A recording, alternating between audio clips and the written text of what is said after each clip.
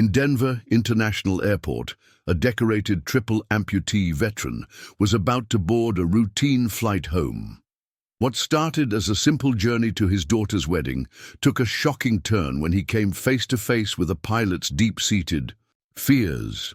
Captain Ellie Clark wasn't your typical commercial airline pilot. For 15 years, she had commanded aircraft with military precision, known for her flawless safety record. When she encountered Sergeant Theo Holland at her gate, she had no idea she was walking into a moment that would expose her hidden trauma. Clark refused him boarding, leading to viral scandal. What began as discrimination would become healing and redemption.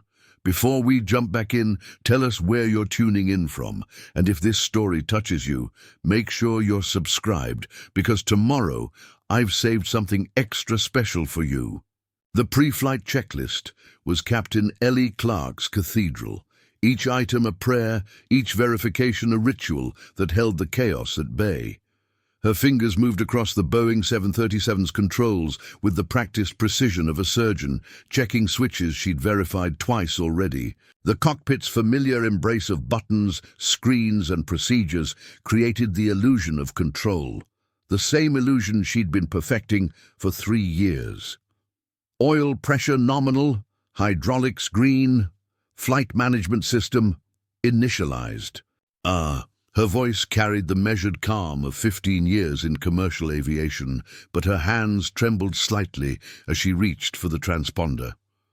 Outside the cockpit window, Denver International Airport stretched before her like a concrete promise of safety. Every takeoff was a small victory over the wreckage that lived in her dreams. The memory tried to surface, twisted metal screaming, passengers, the bitter taste of smoke and failure. But Ellie pushed it down with the same methodical force she applied to everything else. Control was survival. Control was the only thing standing between her and the abyss. "Captain Clark?" First Officer Martinez's voice cut through her ritual. "Ground crews finished the walk around. We're cleared for passenger boarding." "Copy that." Ellie's response was automatic, professional. She glanced at her watch. 7:42 a.m. Flight 447 to Chicago, scheduled departure 8:15. Routine was armor, and she wore it like chainmail. Through the terminal windows, she could see the gate area filling with the usual collection of business travelers, families, and the occasional passenger who caught her attention for all the wrong reasons. Her hypervigilance was a gift and a curse. The ability to spot potential problems before they manifested into disasters. It had kept her alive in that storm 3 years ago. It had also cost her everything else. James Park adjusted his tie and straightened his shoulders as he prepared for another day of managing the careful choreography of commercial flight. 30 years with Transatlantic Airways had taught him to read passengers the way pilots read weather, anticipating turbulence before it appeared. The Korean-American flight attendant had seen discrimination wear 1,000 faces, had learned to recognize the subtle signs of trouble brewing in confined spaces 30,000 feet above the Earth. At Gate B-27, he watched the boarding process begin with the methodical efficiency of a military operation. First-class passengers filed aboard with practiced indifference, followed by the premium economy travelers clutching their upgraded boarding passes like golden tickets. The machinery of modern aviation hummed around him, predictable, profitable, and largely indifferent to the human stories it carried from city to city. That's when he saw Sergeant Theo Holland. The veteran approached. The gate, with the quiet dignity of someone who'd learned to navigate a world not built for his reality. His wheelchair moved with precision, despite the challenges posed by his missing left arm, while his prosthetic legs remained folded neatly beside him. The Purple Heart pin on his jacket caught the terminal's fluorescent light, a small badge of service that most passengers would never notice. But James noticed, and more importantly, he noticed the way Captain Clark's posture changed when she spotted Theo through the cockpit window. Ellie's breath caught in her throat. The sight of the wheelchair triggered something primal and immediate. A visceral response that bypassed rational thought and went straight to the place where her trauma lived. Her vision blurred slightly as the memory tried to claw its way to the surface.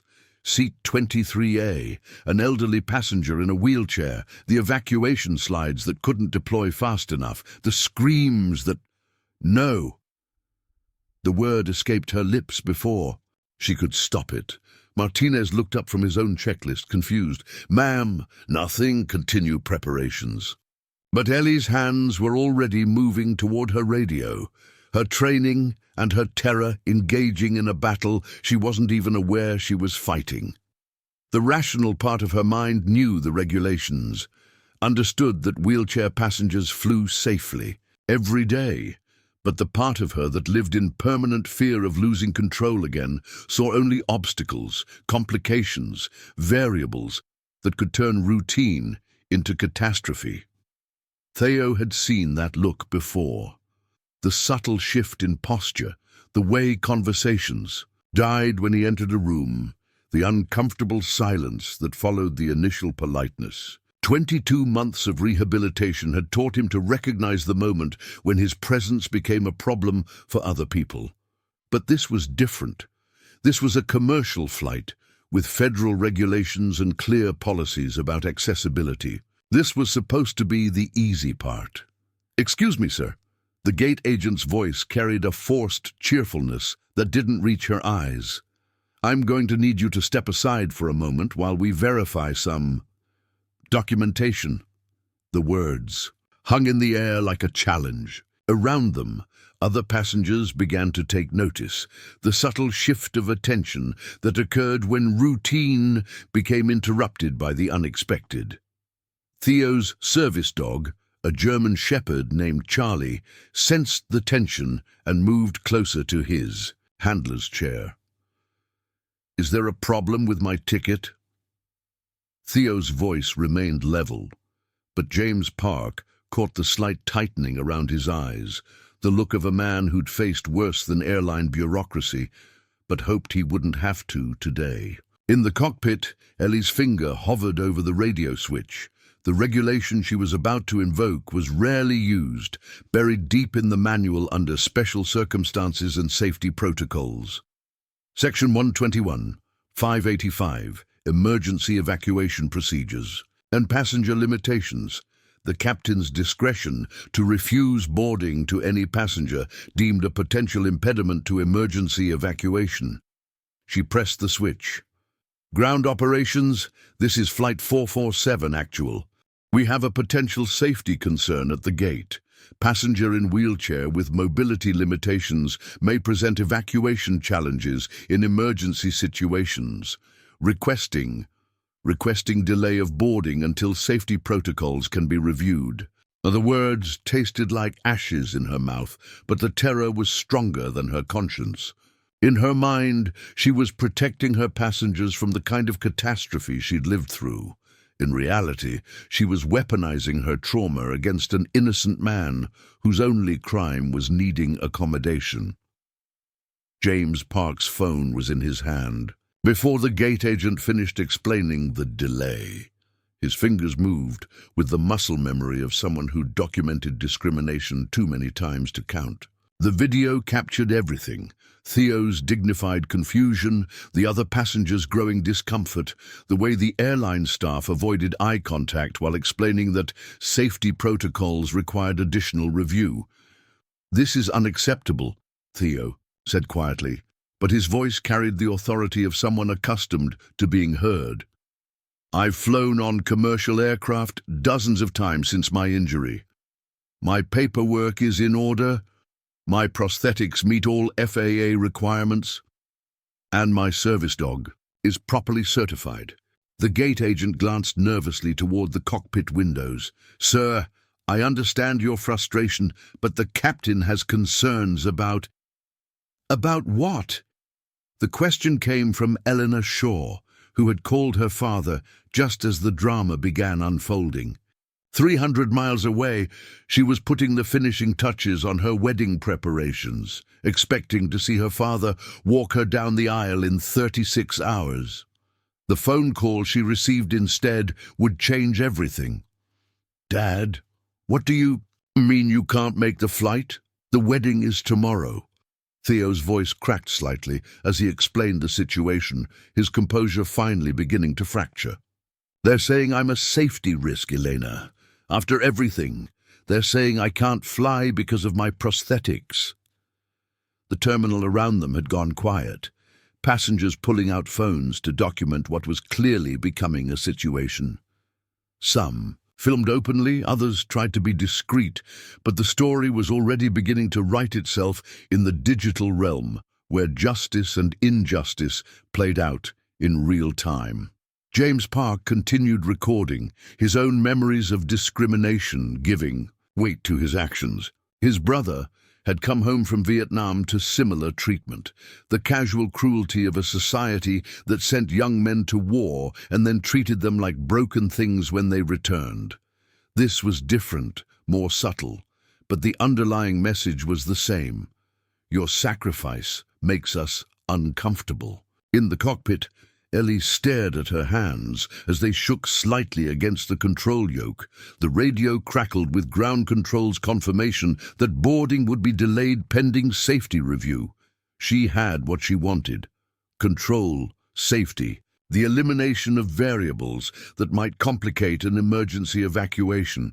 But the victory felt hollow, tainted by something she couldn't quite name.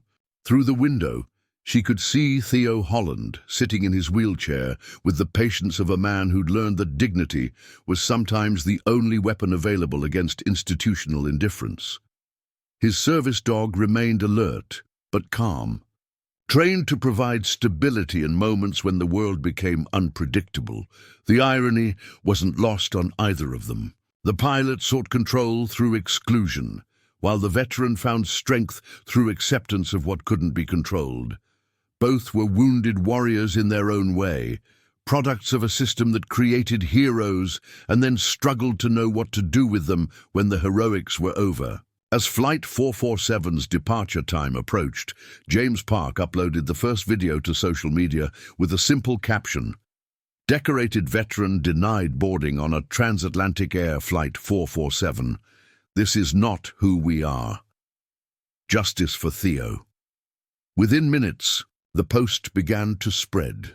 The modern machinery of outrage and justice started its inexorable climb toward viral status, carrying with it the power to ground planes and change lives in ways that none of them could imagine. The moment of truth had passed.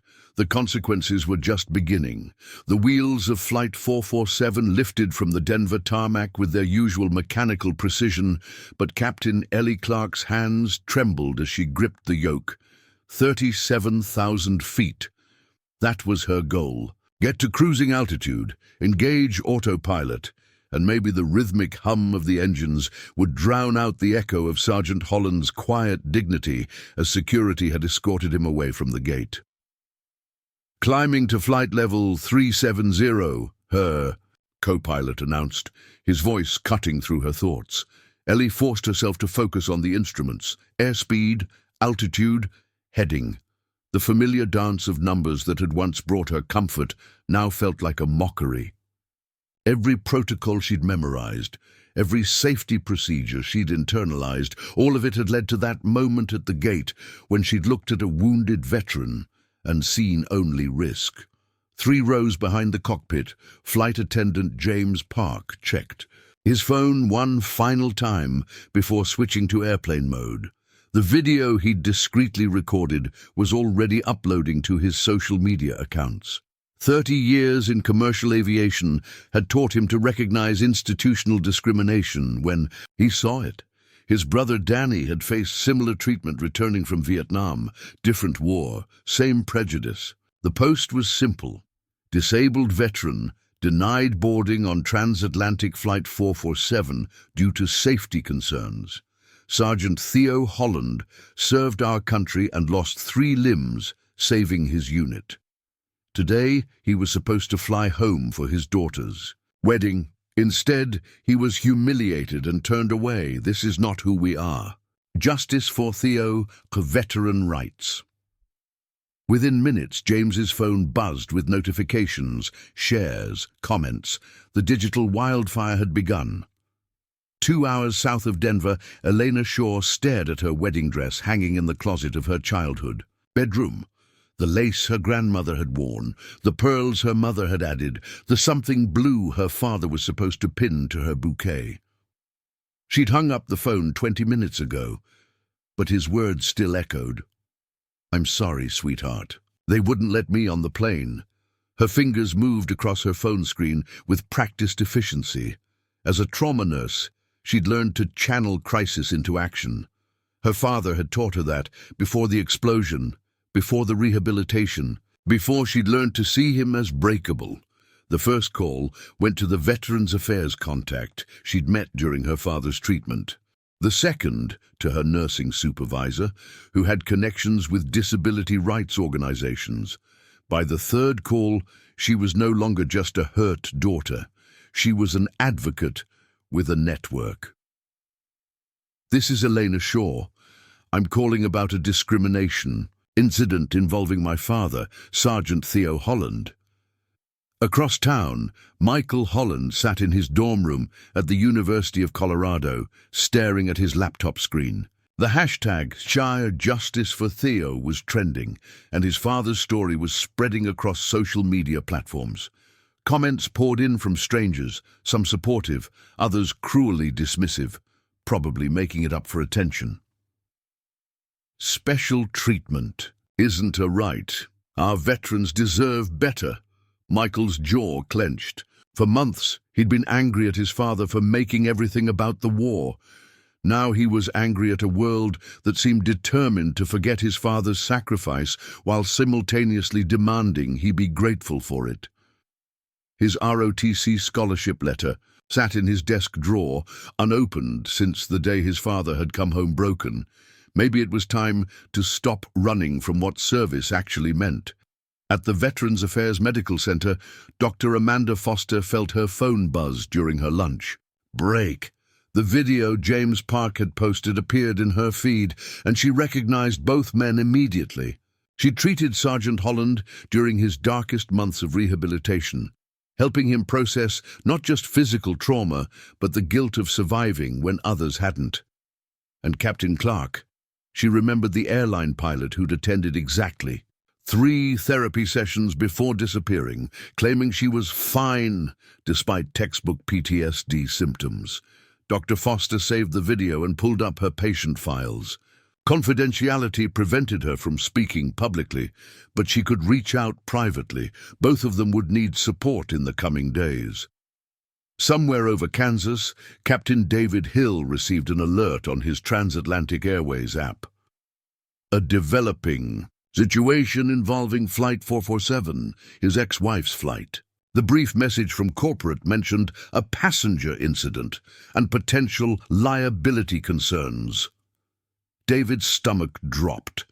He knew Ellie's tells, the way she isolated when her trauma responses triggered. After their divorce, he'd told himself it was self-preservation. Now he wondered if it had been cowardice. In a Pentagon conference room, Air Force General Patricia Hawthorne was discussing veteran reintegration programs when her aide slipped her a tablet. The video playing showed a man in a wheelchair being denied boarding on a commercial flight. The aide whispered, "Ma'am, the veteran's name is Sergeant Theo Holland." Patricia's breath caught. She knew that name. It was written on a letter she'd never opened, delivered with her son's effects. "Tell me about a soldier named Holland," James had written in his final letter home. "He's the kind of man I hope to be." She excused herself from the meeting and stepped into the hallway, her mind racing. Military protocol, chain of command, proper channels, all of it dissolved in the face of a simple truth. The man who had tried to save her son was being denied the basic dignity of traveling home to his daughter's wedding. Patricia pulled out her phone and dialed a number she'd hoped never to use.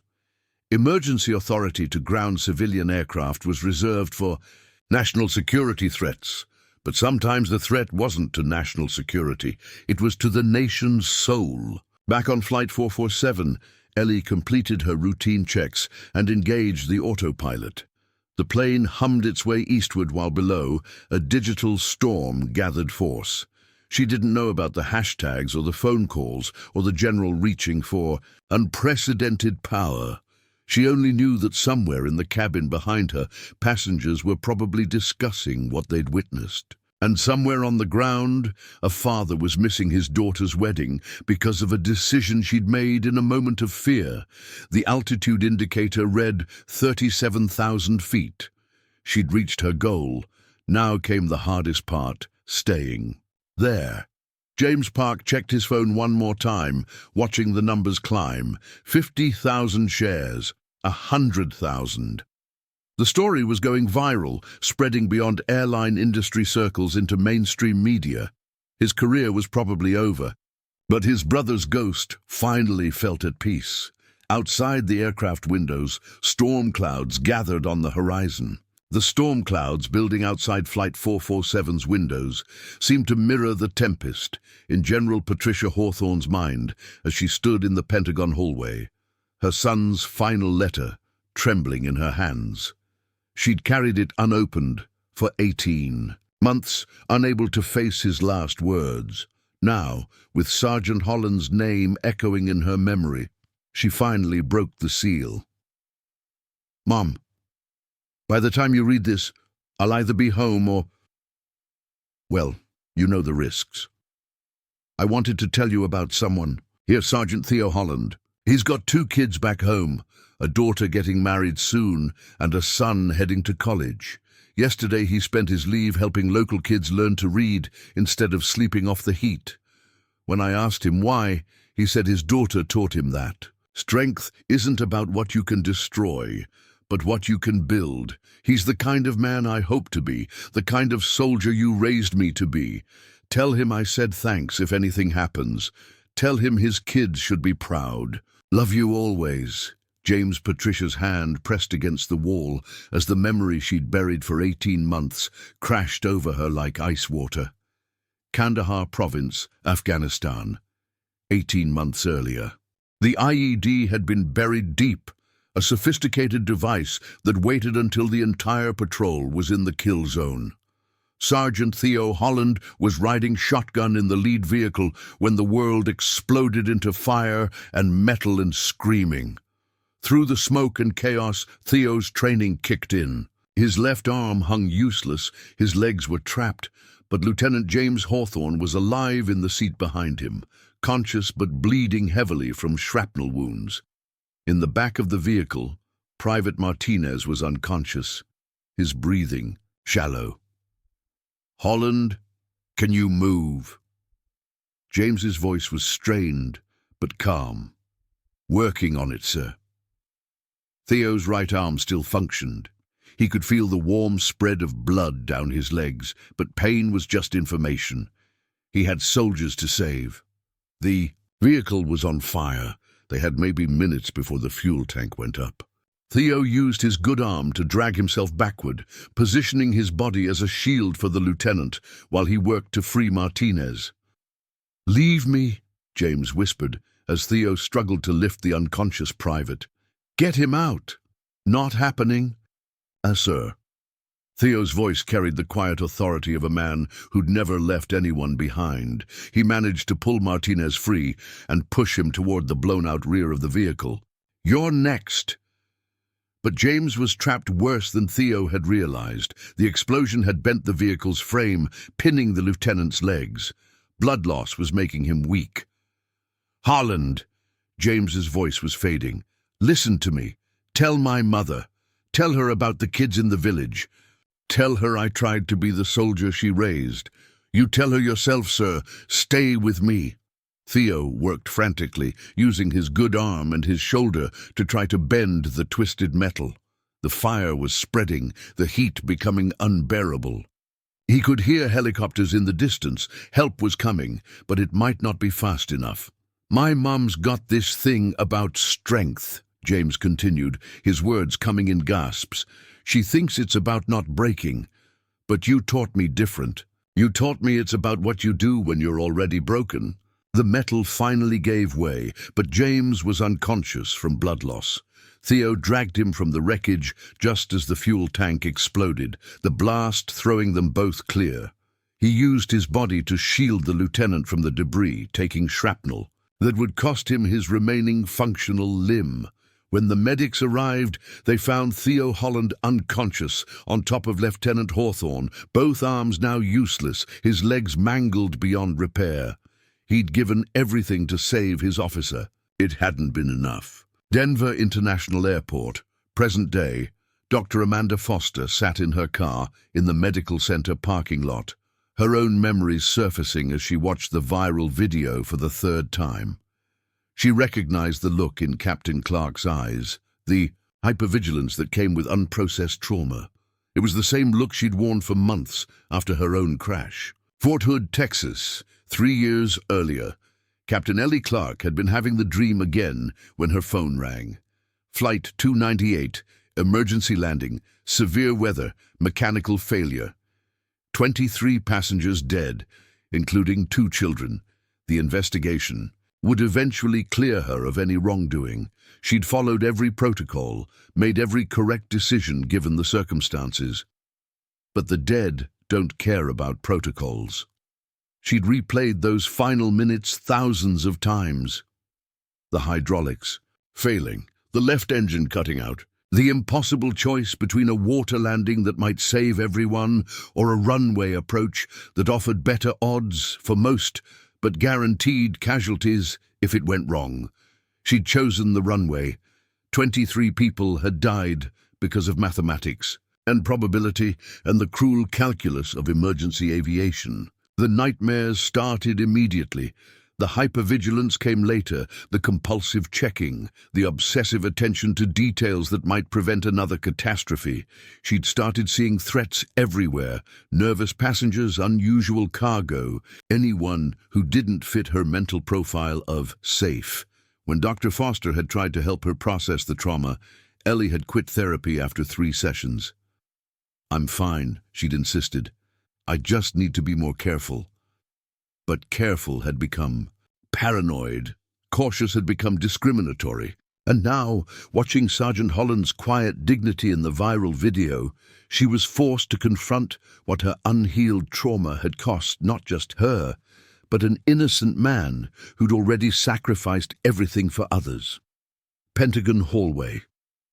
Present day. General Hawthorne folded her son's letter carefully and placed it back in her pocket. The aide was still waiting, tablet in hand, ready to brief her on standard procedures and appropriate responses. But there was nothing standard about this moment. "Ma'am," the aide prompted, "how would you like to proceed with the situation?" Patricia looked at the young officer, barely older than James had been when he'd written that letter. How many other Sergeant Hollands were out there, carrying wounds both visible and hidden, trying to build something beautiful despite everything they'd lost? "Get me the FAA Emergency Operations Center," she said, her voice carrying the weight of 18 months of unprocessed grief and a mother's love transformed into protective fury. "And prepare my helicopter. I'm going to Denver." "Ma'am, with respect, grounding a commercial flight requires a general officer willing to take responsibility for the consequences," Patricia interrupted. "Sergeant Holland saved my son's life once. He didn't make it home from that deployment, but Holland did, and I'll be damned if I let anyone prevent him from making it home to his daughter's wedding." The aide nodded and hurried away, leaving Patricia alone with her memories and her son's words. Strength isn't about not breaking, it's about what you do when you're already broken. Today, she would find out exactly how strong she really was. High above the clouds, Flight 447 flew eastward, carrying its passengers toward a destination none of them expected. In 47 minutes, their world would change forever. The ghosts of Afghanistan were calling in their debts, and the bill had finally come due. 23 minutes into the flight, The radio crackled to life in the cockpit of Flight 447. Captain Ellie Clark was reviewing her fuel calculations when the FAA emergency controller's voice cut through the routine chatter like a blade. Transatlantic 447, this is Denver Center Emergency Operations. You are ordered to return immediately to Denver International Airport. This is not a drill. Acknowledge immediately. Ellie's blood turned to ice. Her hands froze on the controls as every neuron in her brain screamed the same word, crash. The voice on the radio became distant, muffled by the roar of memory, twisted. Metal, fire, screaming passengers, the awful mathematics of death. Transatlantic 447, do you copy? You are ordered to return to Denver immediately under emergency authority. General Patricia Hawthorne, United States Air Force, has invoked Section 44709 Emergency Grounding Protocols. Her co-pilot, First Officer, Mike Stevens, stared at her with growing alarm. Captain Clark! The flashback hit her like a physical blow. She was back in Flight 298, hydraulics failing, engine dying, 23 souls depending on her ability to make the impossible choice. Her breathing became shallow, rapid. The instruments blurred. I can't, she whispered, her voice barely audible over the engine noise. Stevens reached for the radio.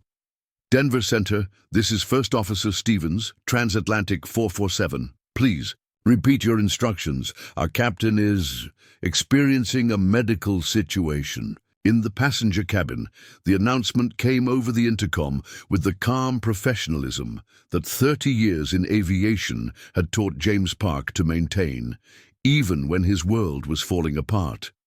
Ladies and gentlemen, this is your senior flight. Attendant speaking. We have received instructions from Air Traffic Control to return to Denver International Airport. This is a precautionary measure, and there is no danger to the aircraft. We will be landing in approximately 45 minutes. Please remain seated with your seatbelts fastened. The cabin erupted in confusion. Passengers pulled out phones, trying to make sense of what was happening. A businessman in 14C shouted, "Is this about that veteran, the one they wouldn't let on?" A woman near the front turned in her seat. "I saw that video. The man in the wheelchair. This is about him, isn't it?" James Park moved through the cabin with practiced calm, but his mind was racing. In 30 years, he'd never seen a commercial flight grounded by military authority. Whatever was happening on the ground had escalated far beyond his viral video. Near the middle of the plane, Dr. Rebecca Martinez, returning from a medical conference, noticed another passenger hyperventilating. The young man, maybe college-aged, was staring at his phone with tears streaming down his face. "Are you all right?" she asked, moving to the empty seat beside him. "My dad," Michael Holland whispered, showing her the screen. "That's my dad they're talking about. Theo Holland. He's the reason we're turning around." Dr. Martinez saw the #JusticeForTheo trending, the video of a dignified man in a wheelchair being escorted away from the gate, the comments pouring in by the thousands. She understood immediately why this young man was falling apart. "Your father served?" Michael nodded, unable to speak. "Then he raised you to be strong. Be strong now." At Pentagon, Emergency Command Center General Patricia Hawthorne stood behind the duty officer as he coordinated with FAA emergency operations. Her helicopter was fueled and waiting, but she needed to see this through first. "Ma'am," the communications officer reported, "Flight 447 has acknowledged the order and is beginning their descent. ETA Denver International is 42 minutes. Any word on the pilot's condition?" First officer reports the captain is experiencing a medical situation, but the aircraft is under control. Patricia's jaw tightened. She'd read Captain Clark's file during the helicopter flight preparations. The crash 3 years ago, the 23 fatalities, the pilot who'd been cleared of wrongdoing but had never returned to full psychological fitness. She was asking a traumatized pilot to relive her worst nightmare for the sake of justice. "Get me a direct line to that aircraft," she ordered. Flight 447, Cockpit Stevens, was manually flying the approach vectors when the radio crackled again. "Transatlantic 447. This is General Patricia Hawthorne, United States Air Force. I need to speak directly with Captain Clark." Ellie's head snapped up at the mention of the name. Through her fog of panic, something clicked. Hawthorne. She knew that name. "Captain," Stevens said gently, "the General wants to talk to you." Ellie reached for the radio with shaking hands. "This is Captain Clark. Captain, I know what I'm asking of you is difficult. I know about Flight 298. I know about the 23 passengers you couldn't save. But right now, I need you to save one man's dignity. I need you to bring this plane home safely so that Sergeant Theo Holland can make it to his daughter's wedding." "I don't understand." "Sergeant Holland tried to save my son in Afghanistan. Lieutenant James Hawthorne died in that explosion, but not before Holland pulled 2 other soldiers to safety. He gave everything he had, trying to save my boy. Today, he was denied boarding on your aircraft because someone was afraid of what he represents. I won't let that stand." Preparing and narrating this story took us a lot of time. So if you are enjoying it, subscribe to our channel. It means a lot to us. Now, back to the story. Ellie's breathing began to steady. The General's voice carried something she recognized. The weight of command, the responsibility for others' lives, the burden of impossible choices. "General, I made the wrong call. I let my fear—" "Captain, we all make choices based on our wounds. The question is what we do next. Can you bring this aircraft home?" Ellie looked at her instruments, at Stevens watching her with concern, at the passengers beyond the cockpit door who were depending on her. 23 people had died on her watch once. Today she could choose differently. "Yes, ma'am, I can bring them home." Denver International Airport. At Gate A23, Sergeant Theo Holland sat in his wheelchair, watching the news coverage of Flight 447's emergency return. Airport security had offered to escort him away from the media attention, but he'd refused. If this was about him, he wanted to see it through. Elena Shaw stood beside her father, her hand on his shoulder. She'd driven to the airport as soon as the news broke, bringing his dress uniform in case he needed it. Her wedding was tomorrow, but that seemed less important now than this moment. "Dad, you don't have to stay for this circus."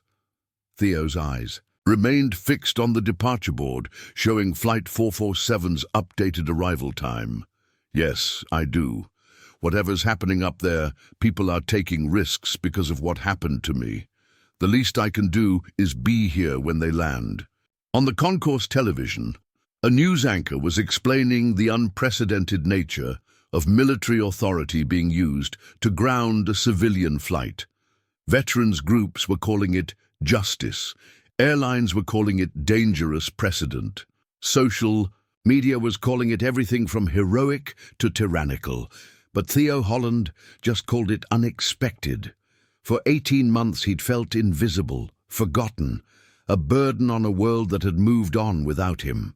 Now somehow his simple desire to attend his daughter's wedding had become a national conversation about dignity, service, and the price of freedom. Flight 447 appeared on the horizon, descending through the Colorado sky like a silver prayer, returning to Earth. In the cockpit, Captain Ellie Clark was finding her way back to the pilot she used to be. In the cabin, passengers were witnessing history. And on the ground, a wounded warrior waited to see if the country he'd served would finally welcome him home. The landing was perfect. Smooth, controlled, professional. As the aircraft taxied to the gate, Theo Holland straightened in his wheelchair and prepared to face whatever came next. Some battles, he'd learned, were worth fighting even when you'd already given everything you had to give. The ghosts of Afghanistan had followed them all home. Now it was time to make peace with the living.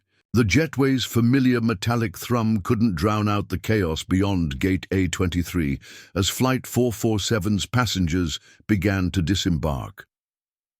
Captain Ellie Clark remained in her seat, hands still trembling slightly from the landing, watching through the cockpit window as the media circus unfolded on the concourse.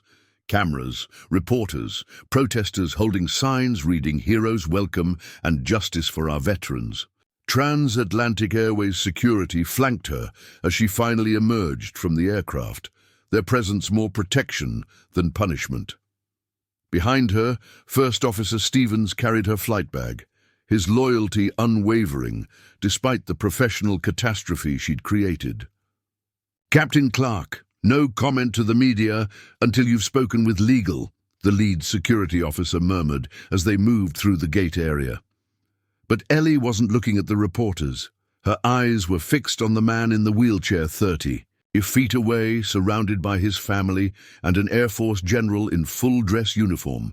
Sergeant Theo Holland looked exactly as she remembered from that morning, dignified, composed, unbroken, despite everything the world had taken from him. Beside him stood a young woman in scrubs, who could only be his daughter, her hand protective on his shoulder.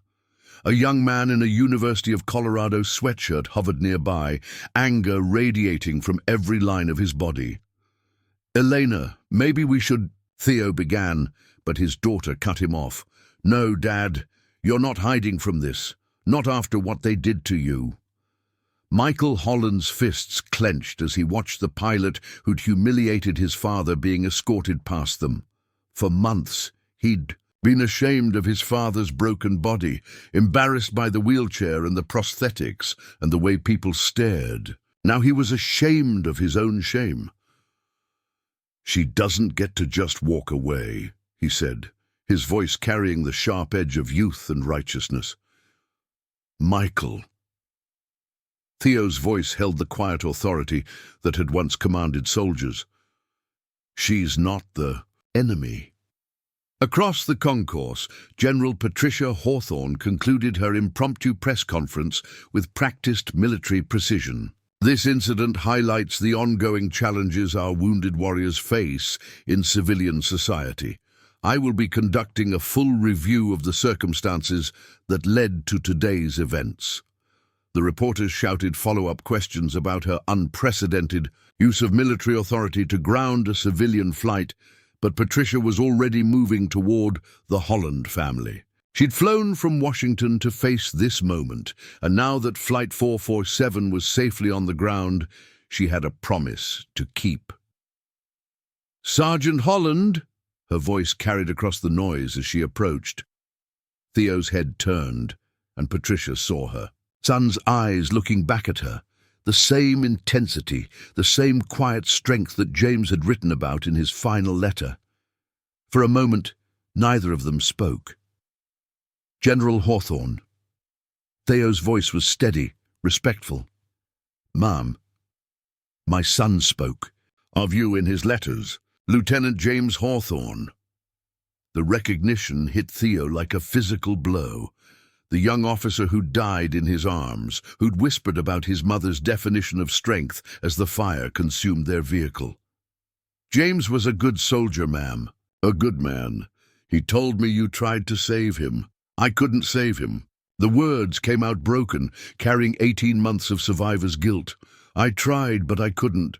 You saved 2 other men that day. You gave everything you had trying to save my son. That's more than his mother could ask for." Elena Shaw watched this exchange with growing understanding. Her father had never spoken in detail about the explosion, about the men who died, but she could see in his face that this woman's loss was somehow connected to his survival. Meanwhile, Captain David Hill pushed through the crowd of reporters and airline officials, his Transatlantic Airways uniform marking him as someone with authority to be there. He spotted Ellie immediately. His ex-wife looked smaller somehow, diminished by the weight of public scrutiny. "Ellie." He approached carefully, the way he'd learned to approach her in the months after her crash. "The union rep is here. Legal wants to brief you before—" "I know what I did, David." Her voice was flat, emotionless. I know what I am. You're a pilot who made a bad decision under stress. You're not a monster. But Ellie wasn't listening. She was watching Sergeant Holland across the concourse, seeing him as a human being for the first time instead of a threat to be managed. The man who'd been denied boarding was now the center of a media storm, thrust into an unwanted spotlight because she'd let her trauma make choices for her. Dr. Amanda Foster arrived at the airport just as the crowd was beginning to disperse. She'd driven straight from the VA medical center, her professional instincts overriding protocol. Both of her former patients were here, their untreated traumas having collided in the most public way possible. She spotted Ellie first, surrounded by airline officials and looking like she was drowning in plain sight. Then she saw Theo, handling questions from reporters with the same grace he'd shown during his darkest days of rehabilitation. Both of them needed help, but neither would ask for it. Dr. Foster? Eleanor Shaw had noticed the woman in civilian clothes approaching their group with purpose. I remember you from Dad's treatment. Hello, Elena. I saw the news. How is your father handling all this? Elena glanced at Theo, who was patiently answering another reporter's question about veterans' rights. He's being strong. He's always being strong. Sometimes I wish he'd just break down, just once. Let someone else be strong for him. Across the concourse, 17-year-old Lisa Wood pushed through the crowd with her father in tow. She'd driven straight from school when the news broke, David's desperate phone call cutting through her history class. "Mom!" Lisa's voice carried over the noise as she spotted Ellie. The teenager had her mother's determination, but none of her accumulated fear. "Mom, what's happening?" Ellie turned at her daughter's voice, and for the first time since the morning's incident, her carefully constructed facade cracked. Lisa saw her mother not as the competent pilot who'd raised her, but as a woman drowning in her own unprocessed trauma. "I messed up, baby," Ellie whispered as Lisa hugged her. "I really messed up." "Then fix it," Lisa said with the absolute certainty of youth. "You taught me that when you break something, you fix it." James Park, still in his flight attendant uniform, watched the scene unfold from near the gate. His phone buzzed constantly, with interview requests and messages of support, but he ignored them all. 30 years in aviation had taught him that the real story wasn't in the headlines. It was in the quiet moments between people trying to find their way back to their better selves. He thought about his brother Danny, who'd never received the welcome home he deserved from Vietnam, who died bitter and forgotten, while the country that sent him to war pretended he didn't exist. Maybe today's chaos could prevent another family from carrying that particular kind of grief. As the crowd began to thin, the principal players in the day's drama found themselves in the same space, separated by legal representatives and airline officials and the complex mathematics of blame and forgiveness. General Hawthorne stood with the Holland family, her dress uniform a stark reminder of the military authority she'd wielded. Captain Clark remained surrounded by Transatlantic Airways personnel, isolated by the professional consequences of her actions. The collision course that had begun with a moment of fear at Gate A23 had brought them all here, wounded people carrying invisible scars, their trauma intertwining in ways none of them could have predicted. The easy part was over. The plane had landed safely, the media had their story, and the lawyers were already calculating damages. Now came the harder work, figuring out how to heal the wounds that had been opened, how to find grace in the aftermath of fear, and how to build something better from the wreckage of good intentions gone wrong. The conference room at Denver International Airport felt smaller than its actual dimensions, the fluorescent lights casting harsh shadows across the faces of 3 people who had never met but whose lives had become inextricably intertwined. Dr. Amanda Foster had worked for hours to arrange this meeting. calling in favors and navigating corporate lawyers, military brass, and media chaos to create this moment of potential healing. Captain Ellie Clark sat rigid in her chair, her pilot's uniform wrinkled and disheveled from the day's events. Her hands trembled slightly as she gripped her coffee cup, the same hypervigilant awareness that had served her in the cockpit, now making her acutely conscious of every sound, every movement in the room. Across from her, Sergeant Theo Holland positioned his wheelchair at an angle that allowed him to see both women clearly, his prosthetic arm resting on the table with deliberate casualness that couldn't quite hide his own tension. General Patricia Hawthorne occupied the head of the table, her dress uniform immaculate despite the chaos of the day. Yet something in her eyes suggested a vulnerability that her rank and bearing couldn't quite conceal. Dr. Foster had positioned herself slightly, apart from the triangle, close enough to intervene if needed, far enough to let the conversation flow naturally. "I think we all know why we're here," Dr. Foster began, her voice carrying the calm authority of someone who had guided many difficult conversations. "What happened today has hurt everyone in this room, in different ways. But before we can move forward, we need to understand how we got here." Ellie's jaw tightened. "I followed protocol. I made a safety assessment based on fear." The words came from Theo, spoken without malice, but with the weight of someone who had learned to recognize truth in its rawest form. "I've lived with fear for 18 months, Captain.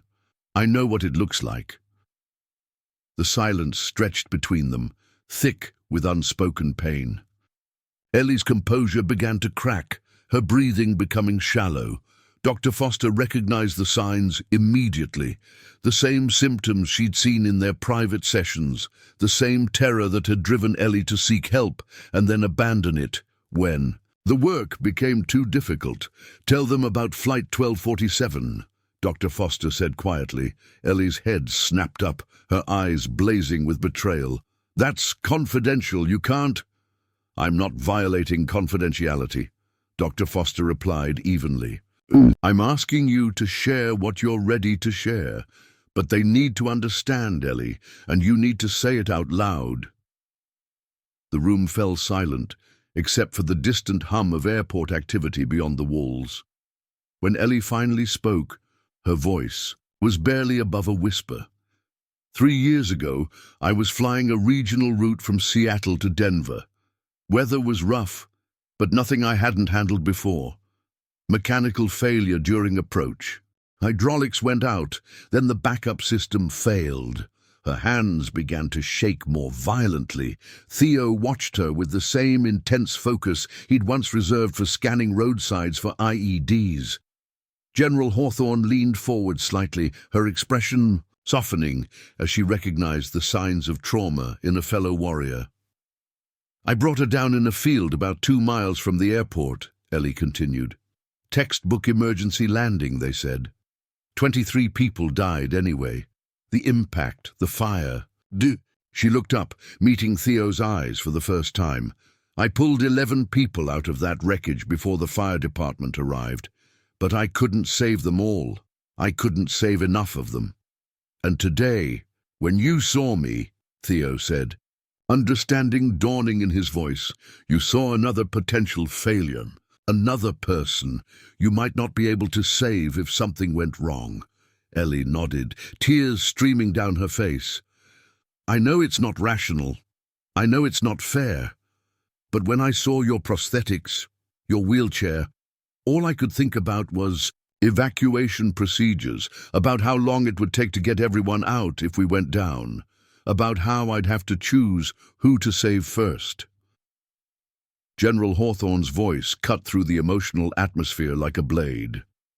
"Sergeant Holland, tell them about Lieutenant Hawthorne." Theo's head turned sharply, confusion and something else, recognition flickering across his features. "How do you know about—" "James Hawthorne was my son." The words hit the room like a physical blow. General Hawthorne's military bearing cracked, revealing the grieving mother beneath. He died in your arms, in Kandahar province, the same explosion that took your legs and your arm. The silence that followed was deafening. Theo's face went pale, his good hand gripping the wheelchair's armrest. You're James's mother. He talked about you, said you were the strongest person he knew. Not strong enough to save him, General Hawthorne whispered. Not strong enough to bring him home. Dr. Foster watched the three of them carefully, recognizing the moment when individual pain began to transform into shared understanding. You're all carrying the same burden, she said quietly. The weight of people you couldn't save. The guilt of surviving when others didn't. The fear that you'll fail again. Ellie looked across the table at Theo with new eyes. Your son, James. He died trying to save his unit. He died because I couldn't move fast enough, Theo replied, his voice thick with emotion. The blast threw me clear, but I was conscious. I watched that building collapse, and I knew he was trapped inside. I dragged myself over there, but by the time I got him out... He shook his head. He kept asking me to tell his mother he was sorry, that he'd tried to be brave enough for both of them. General Hawthorne's composure finally shattered. He was brave enough. He was always brave enough. I'm the one who failed him. I'm the one who let him deploy, knowing he was too young, too idealistic. I'm the one who abused my power today because I couldn't stand to see another veteran treated like his sacrifice didn't matter. The three of them sat in the wreckage of their defenses, each seeing their own pain reflected in the others. Dr. Foster let the silence hold, knowing that this moment of recognition was crucial to any healing that might follow. I owe you an apology, Ellie said finally, looking directly at Theo. Not just for today, but for every day I've let my fear make decisions for me. You deserve better. Your daughter deserved better. Theo studied her face, seeing past the uniform and the authority to the wounded person beneath. Fear doesn't make you weak, Captain. It makes you human. The question is what we do with it. What do we do with it? Ellie asked. We stop letting it drive the bus, Theo replied, a ghost of a smile crossing his face. We acknowledge it, we respect it, but we don't let it hurt other people. General Hawthorne nodded slowly.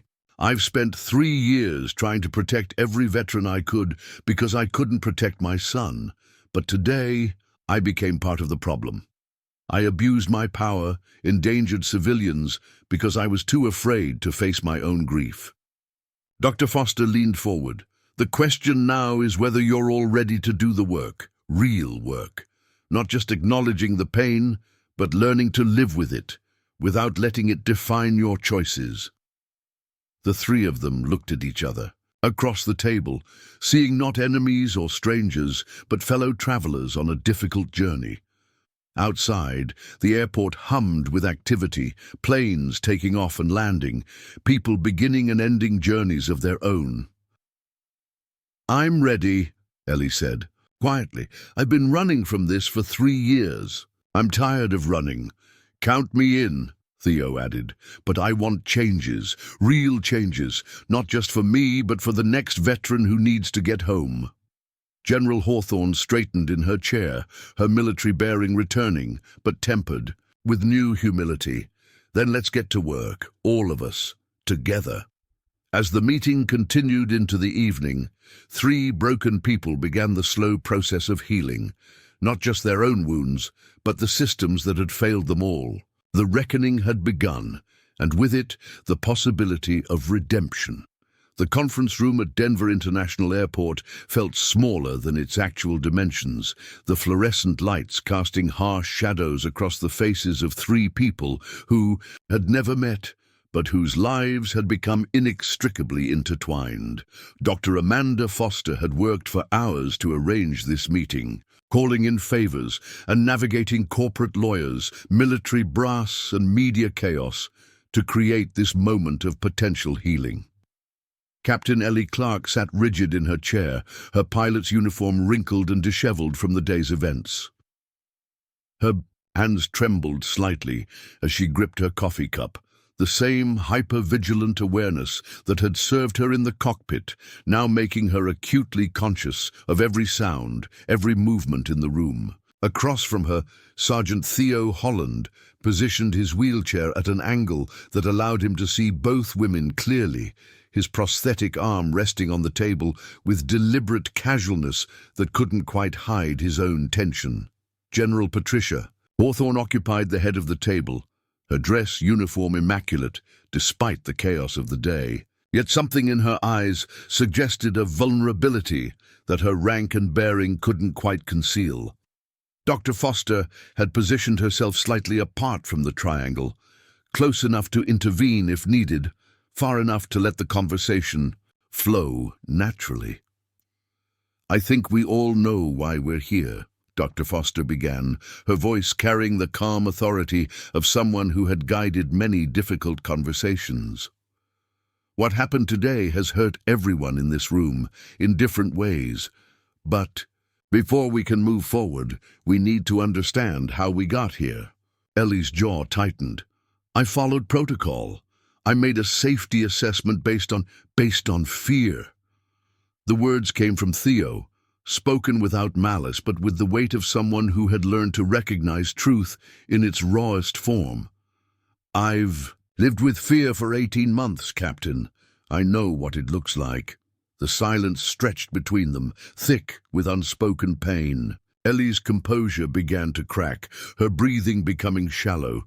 Dr. Foster recognized the signs immediately. The same symptoms she'd seen in their private sessions, the same terror that had driven Ellie to seek help and then abandon it when the work became too difficult. "Tell them about Flight 1247, Dr. Foster said quietly. Ellie's head snapped up, her eyes blazing with betrayal. "That's confidential. You can't—" "I'm not violating confidentiality," Dr. Foster replied evenly. "I'm asking you to share what you're ready to share. But they need to understand, Ellie, and you need to say it out loud." The room fell silent except for the distant hum of airport activity beyond the walls. When Ellie finally spoke, her voice was barely above a whisper. 3 years ago, I was flying a regional route from Seattle to Denver. Weather was rough, but nothing I hadn't handled before. Mechanical failure during approach. Hydraulics went out, then the backup system failed.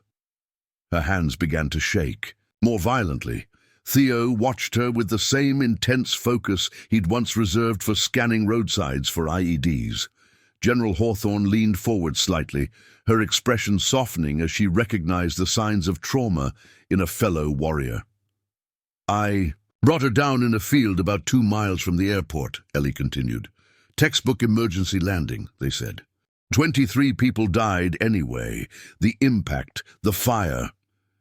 She looked up, meeting Theo's eyes for the first time. "I pulled 11 people out of that wreckage before the fire department arrived, but I couldn't save them all. I couldn't save enough of them. And today, when you saw me," Theo said, understanding dawning in his voice, "you saw another potential failure, another person you might not be able to save if something went wrong." Ellie nodded, tears streaming down her face. "I know it's not rational. I know it's not fair. But when I saw your prosthetics, your wheelchair, all I could think about was evacuation procedures, about how long it would take to get everyone out if we went down, about how I'd have to choose who to save first." General Hawthorne's voice cut through the emotional atmosphere like a blade. "Sergeant Holland, tell them about Lieutenant Hawthorne." Theo's head turned sharply, confusion and something else, recognition, flickering across his features. "How do you know about—" "James Hawthorne was my son." The words hit the room like a physical blow. General Hawthorne's military bearing cracked, revealing the grieving mother beneath. "He died in your arms in Kandahar province. The same explosion that took your legs and your arm." The silence that followed was deafening. Theo's face went pale, his good hand gripping the wheelchair's armrest. You're James's mother. He talked about you, said you were the strongest person he knew." "Not strong enough to save him," General Hawthorne whispered. "Not strong enough to bring him home." Dr. Foster watched the three of them carefully, recognizing the moment when individual pain began to transform into shared understanding. "You're all carrying the same burden," she said quietly. "The weight of people you couldn't save. The guilt of surviving when others didn't. The fear that you'll fail again." Ellie looked across the table at Theo with new eyes. "Your son, James. He died trying to save his unit?" "He died because I couldn't move fast enough," Theo replied, his voice thick with emotion. "The blast threw me clear, but I was conscious. I watched that building collapse, and I knew he was trapped inside. I dragged myself over there, but by the time I got him out..."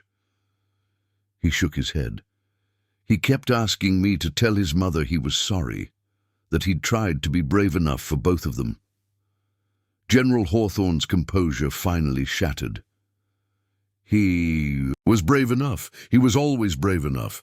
I'm the one who failed him. I'm the one who let him deploy knowing he was too young, too idealistic. I'm the one who abused my power today because I couldn't stand to see another veteran treated like his sacrifice didn't matter."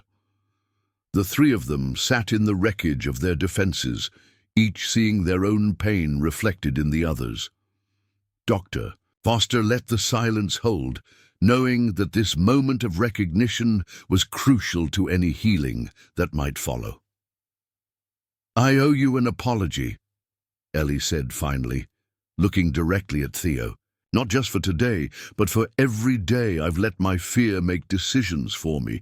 You deserved better. Your daughter deserved better." Theo studied her face, seeing past the uniform and the authority to the wounded person beneath. "Fear doesn't make you weak, Captain. It makes you human.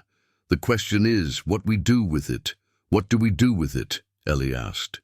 "We stop letting it drive the bus," Theo replied, a ghost of a smile crossing his face. "We acknowledge it, we respect it, but we don't let it hurt other people." General Hawthorne nodded slowly. "I've spent 3 years trying to protect every veteran I could because I couldn't protect my son. But today I became part of the problem. I abused my power, endangered civilians because I was too afraid to face my own grief." Dr. Foster leaned forward. "The question now is whether you're all ready to do the work. Real work. Not just acknowledging the pain, but learning to live with it without letting it define your choices." The three of them looked at each other, across the table, seeing not enemies or strangers, but fellow travelers on a difficult journey. Outside, the airport hummed with activity, planes taking off and landing, people beginning and ending journeys of their own. "I'm ready," Ellie said quietly. "I've been running from this for 3 years. I'm tired of running." "Count me in," Theo added. "But I want changes, real changes, not just for me, but for the next veteran who needs to get home." General Hawthorne straightened in her chair, her military bearing returning but tempered with new humility. "Then let's get to work. All of us. Together." 3 weeks after the airport conference room confrontation, the ripple effects of that evening continued to reshape the lives of everyone involved. The harsh fluorescent lights had been replaced by the softer glow of Dr. Foster's therapy office, where Ellie Clark sat in her usual chair, no longer wearing the uniform that had defined her for 15 years. "I officially surrendered my pilot's license yesterday," Ellie said, her voice steady despite the magnitude of the words. "Voluntary revocation pending completion of PTSD treatment." Dr. Foster nodded, making a note in her file. "How does that feel?" "Terrifying. Liberating." Ellie's hands rested calmly in her lap, a stark contrast to the trembling that had characterized their early sessions. For the first time in 3 years, I'm not waking up in a cold sweat thinking about emergency procedures. The decision hadn't come easily. Transatlantic Airways had initially tried to weather the storm with Ellie on administrative leave, hoping the media attention would fade. But James Park's testimony to the NTSB, combined with the viral video of Theo's dignified response to discrimination, had made that impossible. The airline faced federal investigations, boycotts, and a class action lawsuit from disabled travelers. Captain David Hill had visited Ellie's apartment the night she'd made her decision. Their marriage had ended because he couldn't handle her. Trauma. Now he stood in her doorway, struggling to understand her choice to embrace it. "You're throwing away everything you worked for," he'd said, his voice carrying the same clinical detachment that had driven her away. "No," Ellie had replied, surprising herself with her certainty. "I'm finally working towards something that matters." Across town at the VA Medical Center, Theo Holland maneuvered his wheelchair through the crowded rehabilitation gym with practiced ease. But today, he wasn't there for his own therapy. He'd become an unofficial advocate for disabled veterans navigating the complex world of civilian travel, sharing hard-won knowledge about rights, procedures, and the art of maintaining dignity in the face of ignorance. "The key is documentation," he explained to a group of recently wounded Marines. "Every interaction, every denial of service, every accommodation request. Make them put it in writing." Sergeant Maria Santos, who'd lost her left leg to an IED in Syria, raised her hand. "What if they claim it's for safety reasons, like what happened to you?" Theo's expression hardened slightly. "Then you ask them to cite the specific regulation. Most of the time, they can't. Fear isn't a safety protocol." The irony wasn't lost on him. 3 weeks ago, he'd been the victim of discrimination. Now, he was teaching others how to fight it. Elena had been right when she'd called him that terrible morning from the airport. Some battles were worth fighting, even when you didn't choose them. His relationship with his children had undergone its own transformation. Michael, home on leave from his officer training program, sat in the back of the room taking notes. His decision to re-enlist after his father's humiliation had surprised everyone, including himself. "I spent 2 years being angry at the army for what it took from you," Michael had told his father the night before. "But watching how you handled that pilot, how you didn't let her fear make you small, I realized the army didn't break you, it made you who you are." Elena's response had been different, but equally profound. She'd postponed her wedding, not because of shame, but because she wanted her father to walk her down the aisle when he was ready, not when airlines deemed him acceptable. The delay had given them time to heal as a family, to process the trauma that had touched all their lives. At the Pentagon, General Patricia Hawthorne faced her own reckoning. The Military Review Board's findings had been mixed. Her intervention had prevented a potential international incident, but her methods had been questionable. She'd been given a choice: accept a reprimand and continue her career, or retire with full honors and pursue her advocacy work without the constraints of military hierarchy. She'd chosen retirement. "I've spent 30 years following orders," she'd told the review board. "It's time I started following my conscience." Her new foundation, launched with a significant portion of her military pension, focused on supporting Gold Star families and advocating for veteran services. The James Hawthorne Foundation's first initiative was partnering with airlines to develop comprehensive accessibility training for all customer-facing staff. Lisa Wood had been the catalyst for much of her mother's transformation, though she didn't fully understand it yet. The teenager's viral social media post about her mother's actions had forced Ellie to confront not just her professional failures, but her personal ones as well. "I used to think courage meant not being afraid," Ellie had told her daughter during one of their awkward reconciliation dinners. Now I know it means being afraid and doing the right thing anyway. Lisa, with the brutal honesty of youth, had replied, "It's about time you figured that out." James Park had paid the highest professional price for his moral stand. Transatlantic Airways had terminated him for violation of company protocols, despite his 30 years of service. But the severance package, negotiated under intense public scrutiny, had been generous enough to fund his new venture, a non-profit organization dedicated to protecting airline employees who reported safety violations or discrimination. Whistleblower. Protection shouldn't require going viral, he'd said in his first interview as director of the newly formed Aviation Ethics Alliance. Doing the right thing should be standard operating procedure. Dr. Foster watched these transformations with the satisfaction of someone who understood that healing was rarely linear or complete. Her weekly group sessions had evolved to include not just Ellie and Theo, but other aviation professionals and veterans dealing with trauma. The waiting list grew longer each week. Trauma doesn't disappear, she reminded the group during one particularly difficult session, but it can be transformed. It can become a source of wisdom, of empathy, of strength. The most unexpected development had been the friendship that emerged between Ellie and Theo. Not forgiveness exactly, that would take time, but a mutual understanding born of shared pain and commitment to change. They'd begun corresponding through Dr. Foster's office, sharing insights about trauma, recovery, and the complex work of rebuilding a life after everything falls apart. In one of her letters, Ellie had written, "I spent 3 years afraid that I'd fail again, that more people would die because I wasn't strong enough or fast enough or good enough. I never considered that my fear itself might be the thing that hurt people." Theo's response had been characteristically direct. "Fear is just information.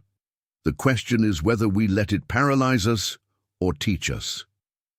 As autumn settled over Denver, the city that had witnessed their collision began to see the early signs of their healing. Ellie had enrolled in a counselor training program, planning to work with other first responders struggling with PTSD. Theo continued his advocacy work while preparing for Elena's rescheduled wedding.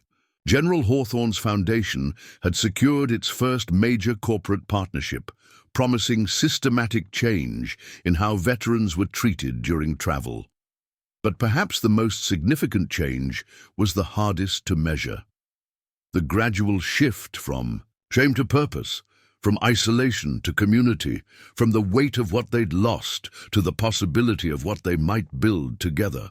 The light they were learning to face wasn't the harsh glare of public scrutiny or the piercing beam of professional judgment.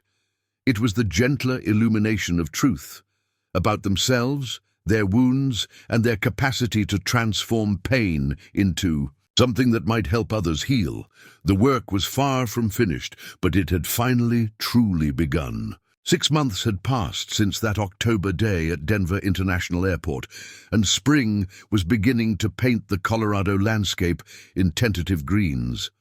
The Hart Senate office building in Washington, D.C. hummed with the controlled chaos of democracy in action as Captain Ellie Clark, former captain she reminded herself, sat at the witness table, her prepared statement trembling slightly in her hands. "Thank you for appearing before the Subcommittee on Aviation Safety, Ms. Clark," Senator Elizabeth Warren said, her voice carrying both authority and unexpected warmth.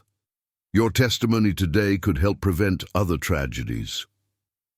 Ellie looked out at the gallery, spotting familiar faces in the crowd.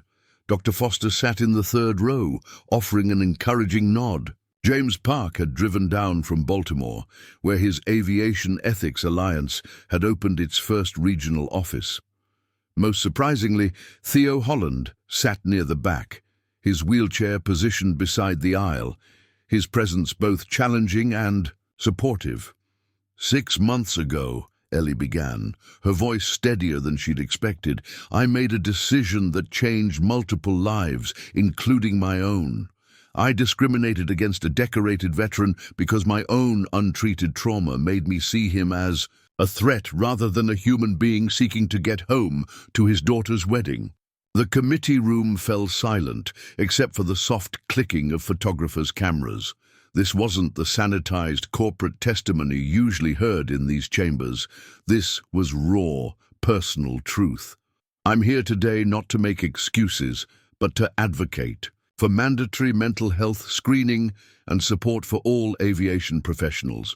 We trust pilots with hundreds of lives every day, but we don't ensure they have the psychological tools to handle the immense responsibility we place on them." Senator Ted Cruz leaned forward, his skepticism evident. "Ms. Clark, some might argue that pilots with PTSD should simply be grounded. How do we balance public safety with your advocacy for mental health support?" Ellie had expected this question. "Senator, untreated trauma doesn't disappear when we ignore it. It manifests in hypervigilance, poor decision-making, and, as in my case, discriminatory behavior. A pilot in therapy is safer than a pilot suffering in silence." After the hearing, Ellie found herself in an unlikely position, surrounded by reporters eager to hear from someone willing to speak honestly about mental health in high-stakes professions. The questions were probing but respectful, a far cry from the media circus that had followed the original incident. "What's next for you?" asked a young reporter from the Washington Post. "I'm completing my certification as a peer counselor for first responders," Ellie replied. "And I'm working with Dr. Amanda Foster to develop PTSD awareness training for airline personnel." Later that evening, at a quiet restaurant near Capitol Hill, an unlikely group gathered around a corner table. Ellie sat across from Theo, their relationship having evolved into something neither quite knew how to define. Not friendship exactly, but a shared commitment to turning their painful intersection into something meaningful. General Patricia Hawthorne, now Dr. Hawthorne since completing her doctorate in public administration, looked more relaxed than she had in years. The James Hawthorne Foundation had exceeded all expectations, partnering with major airlines to implement comprehensive accessibility training and establishing a legal defense fund for veterans facing travel discrimination.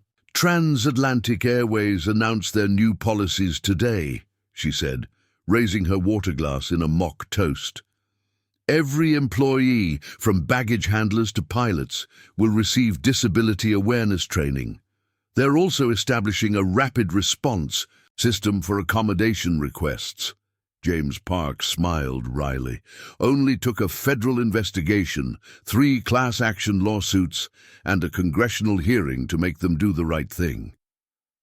"Change is slow," Dr. Foster observed, "but it's happening. I've had 17 airlines contact me about developing PTSD support programs for their crews." Theo leaned back in his chair, his prosthetic arm resting casually on the table. "Elena called this morning. The American Legion wants me to speak at their national convention about veteran travel rights." "Will you do it?" Ellie asked. "Probably, though I never imagined I'd become the poster child for accessible travel." He paused, studying Ellie's face. "What about you? Ready to get back in a cockpit?" Ellie shook her head.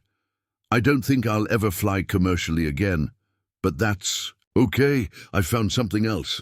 She was thinking of her work at the Denver Crisis Center, where she'd begun facilitating support groups for first responders. The irony wasn't lost on her. The woman who'd once been too afraid to let a disabled veteran on her plane now spent her days helping others confront their deepest fears. "Michael shipped out to Germany last week," Theo said, his voice carrying the complex mixture of pride and worry that military parents knew well. "Second Lieutenant Holland, can you believe it?" "How's he handling it?" Dr. Hawthorne asked, her maternal instinct still sharp despite the loss of her own son. "Better than I did at his age. He's got something I didn't. Perspective on what service really means. Theo's expression grew thoughtful. He told me that watching how I handled the airport incident taught him more about leadership than any textbook. The conversation was interrupted by a young woman approaching their table hesitantly. She was perhaps 25, wearing the casual uniform of a recent college graduate, khakis, button-down shirt, nervous smile. "Excuse me, are you Sergeant Holland?" she asked. Theo nodded, immediately shifting into his public persona, warm but cautious. "I'm Sarah Martinez. I work for Congressman Ruiz's office. I wanted to thank you." She paused, gathering courage.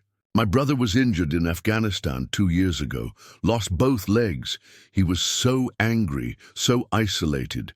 But when he saw your interview after the airline incident, something changed. He started going to therapy, got involved with veteran advocacy groups. He's applying to law school now." The table fell silent as the weight of unintended consequences, positive ones this time, settled over them. "What's his name?" Theo asked quietly. David Martinez. "Tell David that healing isn't a destination, it's a journey, and he doesn't have to make it alone." After Sarah left, the group sat in comfortable silence for a moment. They were all thinking the same thing, how a single moment of pain and discrimination had rippled outward, creating waves of change they were still discovering. Dr. Foster finally spoke. "You know, when I first started working with trauma patients, I thought success meant helping people get back to who they were before. Now I understand that real healing means becoming someone better than you were before." "Better how?" Ellie asked. "More compassionate, more aware of your own capacity for both harm and healing, more committed to ensuring that your pain serves a purpose beyond just hurting." As they prepared to leave, James Park pulled out his phone to show them something. The Aviation Ethics Alliance website got 10,000 new visitors this week. Half of them were airline employees wanting to report discrimination or safety violations. "And the other half?" Dr. Hawthorne asked. "Passengers who wanted to share their own stories of discrimination. Turns out, Theo's experience wasn't unique. It was just the one that finally got recorded and went viral." Outside the restaurant, as they waited for their various rides, Ellie found herself standing next to Theo in the spring evening air. "I have something to tell you," she said, her voice carrying a weight that made him look at her more closely. "What is it?" "I applied to the FAA's Aviation Safety Inspector program. If they accept me, I'll be the person who investigates incidents like what I did to you." Theo was quiet for a long moment, processing this information. "That's either the most ironic career change in history or the most appropriate one. I'm hoping for appropriate." "Me too." He extended his good hand, and she shook it, not the handshake of strangers, but of two people who'd found their way to mutual respect through the hardest possible path.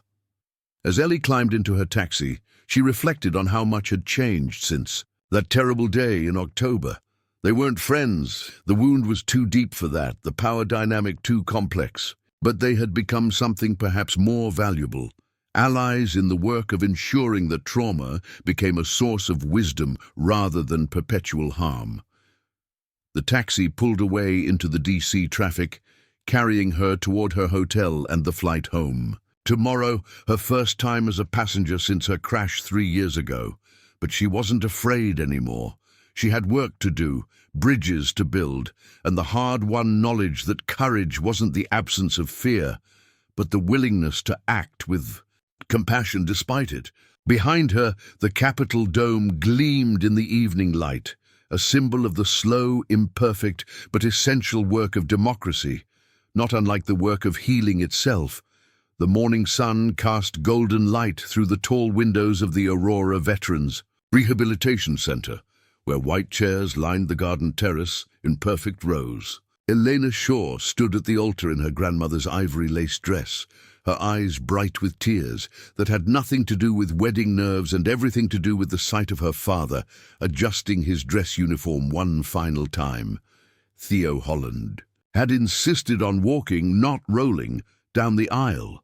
His prosthetic legs felt steady beneath him, the result of months of additional physical therapy and an unshakable determination to stand beside his daughter on her wedding day. The titanium and carbon fiber that had replaced his lost limbs caught the sunlight as he moved with careful, practiced steps. "You ready for this, Dad?" Elena whispered as they prepared to make their entrance. "I've been ready for 22 years. Theo replied, his voice thick with emotion. "Since the day you were born." The assembled guests represented an unlikely congregation. Dr. Foster sat in the front row beside James Park, who had traded his airline uniform for ministerial robes after completing his ordination through an online seminary. General Patricia Hawthorne, now simply Dr. Hawthorne, occupied a place of honor, having flown in from a foundation conference in Seattle. Most surprisingly, Ellie Clark sat near the middle, wearing a simple blue dress and the tentative smile of someone still learning to belong in moments of joy. Her acceptance of Elena's unexpected invitation had been another step in the complex dance of healing that connected all their lives. Michael Holland, resplendent in his army dress uniform, stood at attention as his father's best man. His deployment to Germany had given him perspective on service and sacrifice that went far beyond what textbooks could teach. The young man, who had once been angry at his father's military service, now wore his own uniform with quiet pride. As the processional music began, Theo offered his daughter his good arm. Together, they walked down the aisle between guests who had learned that families could be forged through shared trauma as surely as through blood. "I want to say something," Theo said when they reached the altar, his voice carrying across the terrace. "A year ago, I thought my story was about what I'd lost. Today, I know it's about what I've found." He turned to Elena, his eyes bright. "I found that courage isn't about not being afraid. It's about choosing love over fear, again and again." His gaze moved to the assembled guests. "I found that healing isn't something you do alone. It's something a community does together." James Park stepped forward, his voice carrying the authority of someone who had found his calling in unexpected circumstances. "Dearly beloved, we are gathered here today not just to witness a marriage, but to celebrate the power of second chances, the strength found in vulnerability, and the truth that our deepest wounds can become our greatest sources of wisdom." As Elena and her fiancé, David, a fellow nurse she'd met during her father's recovery, exchanged vows they had written together, the words spoke of partnership in service, of finding strength in each other's company, and of the commitment to build something beautiful from whatever challenges life might bring. During the ceremony, Dr. Hawthorne rose to read a poem written by her son James before his deployment, words about hope and honor that felt like a blessing from beyond. Ellie found herself crying quietly, not from sadness, but from the overwhelming realization that healing was possible, that redemption could be found in the most unlikely places. When James Park pronounced the couple married, the cheer that went up from the assembled guests carried more than wedding joy. It carried the sound of people who had walked through fire together and emerged not unscathed, but unbroken. At the reception that followed, Theo stood to offer a toast, his prosthetic legs steady beneath him, his voice strong. "To Elena and David, who remind us that love is not about finding someone perfect, but about choosing to see perfection in someone's imperfections, to second chances, to chosen family, and to the truth that our scars don't define us, our response to them does." As evening fell over the celebration, the guests lingered in the garden, reluctant to let go of a day that had proven joy could coexist with memory. That celebration could honor both presence and absence. Elena danced with her father to "The Way You Look Tonight," his movements careful but confident, both of them laughing when he whispered jokes about his fancy new feet. Nearby, Ellie and Dr. Foster talked quietly about their plans to expand their mental health advocacy work to include family members of first responders. It was Dr. Hawthorne who offered the evening's final observation, watching the newlyweds surrounded by their unlikely extended family. "You know," she said to no one in particular, "sometimes the most beautiful families are the ones that choose each other." The wedding ended as the best celebrations do, not with an ending but with a beginning, a promise that the community forged through shared trauma would continue to grow, to heal, and to transform pain into purpose for whatever challenges lay ahead. 1 year after Flight 447's emergency return to Denver, Ellie Clark stood in the boarding area of that same gate, watching passengers prepare for departure. But this time, she wore an FAA inspector's badge instead of a pilot's uniform, and her clipboard held accessibility compliance checklists rather than flight plans. The young gate agent, barely out of training, approached a veteran in a wheelchair with visible nervousness. Ellie watched carefully as the agent fumbled through accommodation procedures, clearly uncertain about protocols for prosthetic devices. This was exactly why she'd taken the job, to prevent other pilots from making her mistakes, other passengers from experiencing Theo's humiliation. "Need some help?" Ellie asked, approaching with the calm authority of someone who'd learned to channel her hypervigilance into purposeful observation. The agent's relief was palpable. "I'm not sure about the boarding procedures for his prosthetics." Ellie spent the next 10 minutes walking the agent through proper protocols, watching as understanding replaced anxiety. The veteran boarded without incident, offering Ellie a grateful nod that reminded her why this work mattered. Later that afternoon, she drove to the annual reunion Dr. Foster had organized, a tradition that had grown from the original group of 4 to include spouses, children, and others whose lives had been touched by their story. They gathered now at Theo's house, a modest ranch he'd modified for accessibility, where Elena's toddler James, named for Lieutenant Hawthorne, played in the backyard under the watchful eyes of his grandfather and great-uncle Michael. "Congressman Martinez called yesterday," Theo announced as they gathered on the deck. "The Veteran Travel Rights Act passed committee. It'll be on the House floor next month." James Park raised his beer in salute. "From viral video to federal legislation in 18 months. Not bad for a guy who just wanted to get to his daughter's wedding." Dr. Hawthorne, now grandmother figure to Elena's son, bounced the boy on her lap while sharing foundation updates. "We've placed accessibility advocates in 12 major airports. Training programs are expanding to regional carriers." "And the book?" Dr. Foster asked, directing her question to the group collectively. "Publisher wants to fast-track it," Ellie replied. "They think our story could help other trauma survivors understand that healing is possible." The conversation paused as little James toddled over to Theo, who lifted him onto his lap with practiced ease. The boy's fingers traced the outline of his grandfather's prosthetic arm with casual familiarity. To him, it was simply part of Grandpa, nothing unusual or frightening. "You know what I realized today?" Ellie said, watching the interaction. "A year ago, I saw Theo's prosthetics as obstacles to evacuation.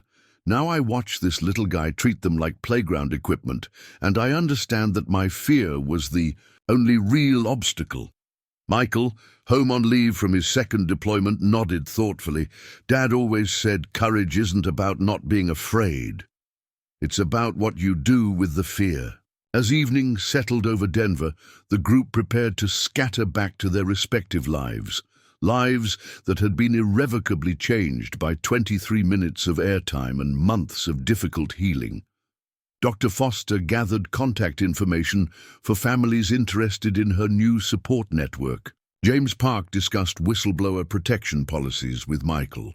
Dr. Hawthorne helped Elena plan the Foundation's family support conference, but it was Theo and Ellie who found themselves standing together as the others said their goodbyes. Two people whose painful intersection had become something none of them could have predicted. "I have something to tell you," Ellie said, echoing words she'd spoken to him months earlier. "I fly again next week.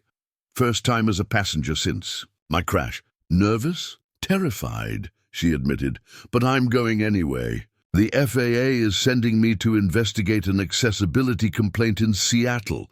Apparently, I'm now the expert on what not to do." Theo smiled, the expression carrying all the complexity of their journey. "Want some advice from someone who's learned a thing or two about adapting to new realities?" "Always. Fear is just information.